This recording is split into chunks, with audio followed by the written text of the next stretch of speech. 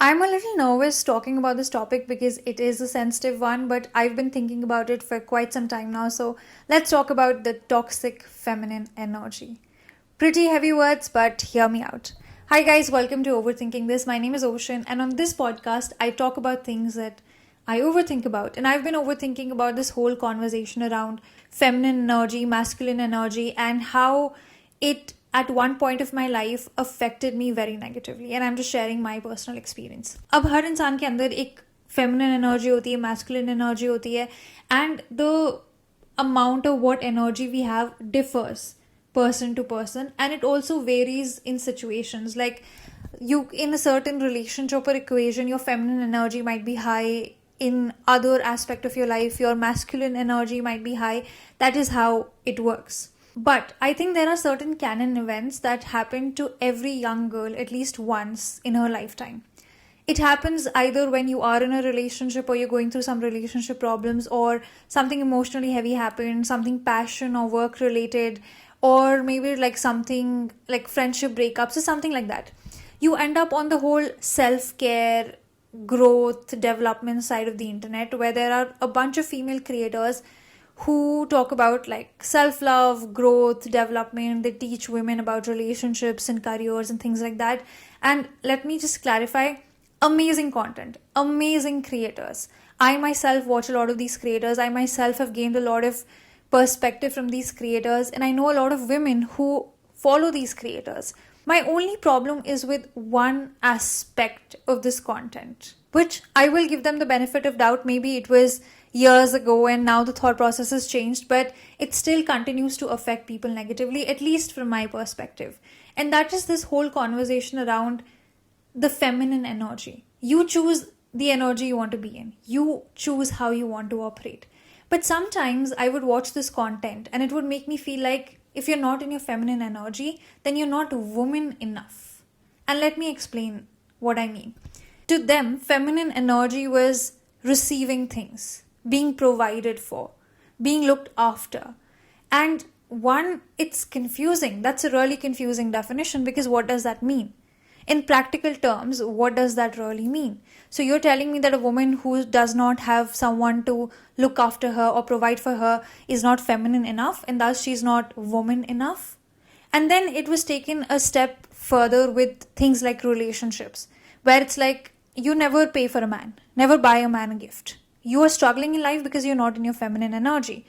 When you're in your feminine energy, you will receive everything. But if you're paying for a guy, you're like buying your partner gifts, you are doing this and that, then you're ruining your feminine energy because you're tapping into your masculine energy. And that means that you will never get something good in life.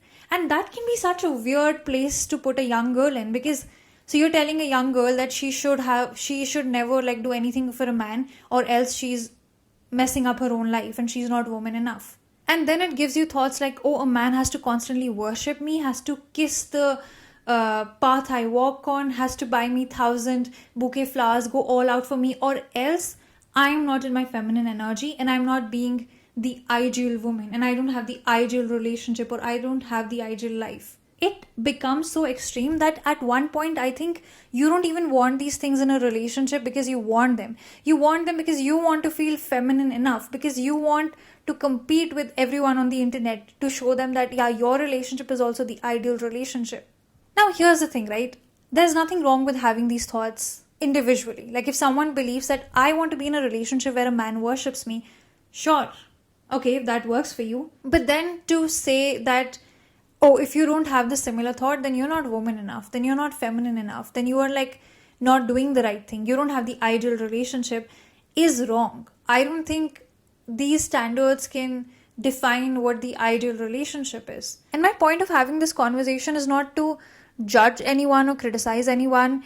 They're also again just sharing their thoughts. But at one point of time, these things really started bothering me, where I thought, like, am I not woman enough because I'm like choosing to buy a partner a gift?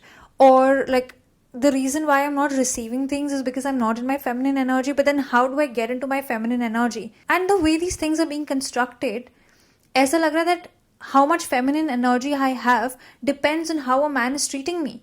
So if a man is like treating me the ultimate best and whatever, then I have the feminine energy. If not, like if there's no one to look after me or provide for me, then I'm not feminine enough. That's like depending on a man for something completely. There was a time in my life where these thoughts affected me negatively. And if you find yourself in a similar space, I'm having this conversation to maybe make you more aware of what you could be feeling right now. Everyone can have different perspectives towards relationship. This whole debate about who should pay on dates and whatever, to each their own. To each their own. But just because someone else is not choosing to follow what you believe in does not mean that they're doing it wrong. Also, I think somewhere or the other, this whole idea of find the richest man, find the man who can do this for you, do that for you, can be a little twisted. These people who say things like these online are established creators, or like in different countries, in different industries. They perhaps have access to a circle or network where they can look for, like, oh, I want to find the richest person. Maybe.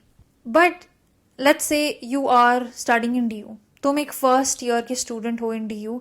I don't think your mindset should be like, oh, let me find the richest guy to date. Is that really how it works? Like, can you really choose who to fall in love with and then make it all about money? Is it even fair to make it all about money? Are we not ignoring a lot of other important aspects that are needed or required in a relationship? And even with this whole conversation of being treated a certain way, of course, there are certain bare minimums. Like, there's respect, there's the way you speak to each other, are they there when you need them, and all those things. But this whole idea of there should be 100 bouquet of flowers, and then next year there'll be 200 bouquet of flowers. These all materialistic aspects are complicating relationships a little bit, because we have started judging relationships based on how much someone is doing for the other person materialistically, and there is no end to it. It just keeps increasing and increasing and increasing. And at one point, again, as I said, it's becoming less about the gesture of love and more about the thing. Like, oh, I don't want flowers because flowers make me feel good. I want flowers because it's a trend on the internet and I have to have a lot of flowers.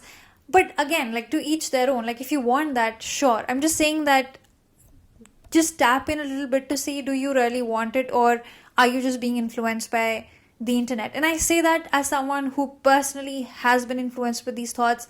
I'm admitting I might myself have made content like this in the past, but I've come to realize that I think somewhere or the other, I did get influenced the wrong way. I'm not perfect. I've made mistakes. I've made bad decisions. I've perceived things the wrong way, but that is how you learn.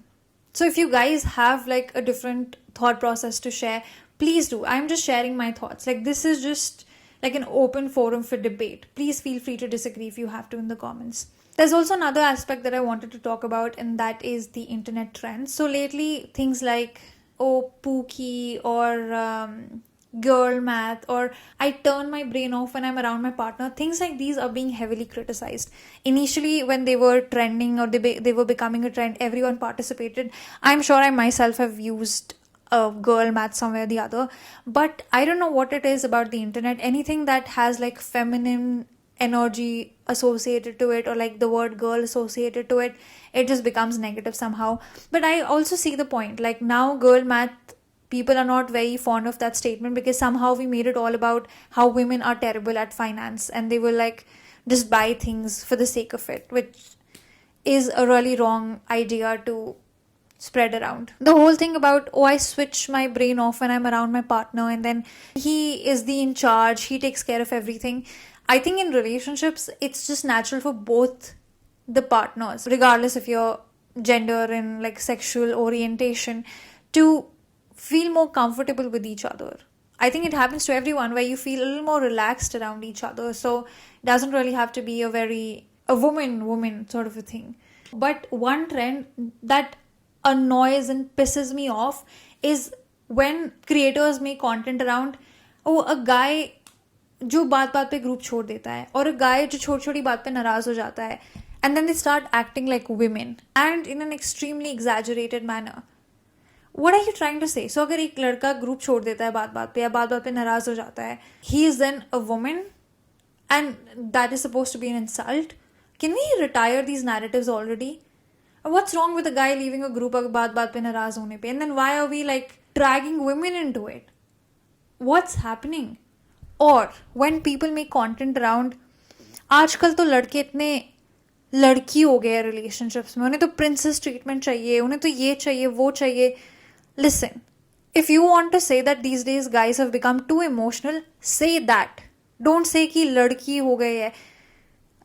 What are we doing? You say that guys have become too emotional and you don't like it. That's your personal preference.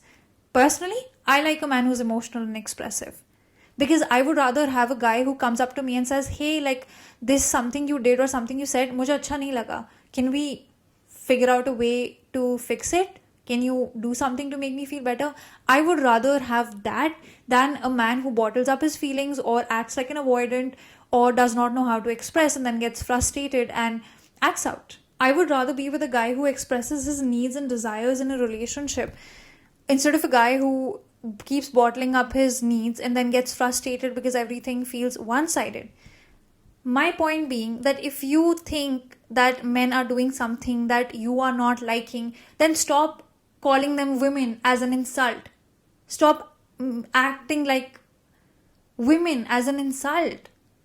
I just get so frustrated when a guy makes content like this on the internet and the very next frame is him like with a towel on his head and like his shirt cropped and acting like in ways that women don't even act anymore. Like, where are these people even getting their acting lessons from?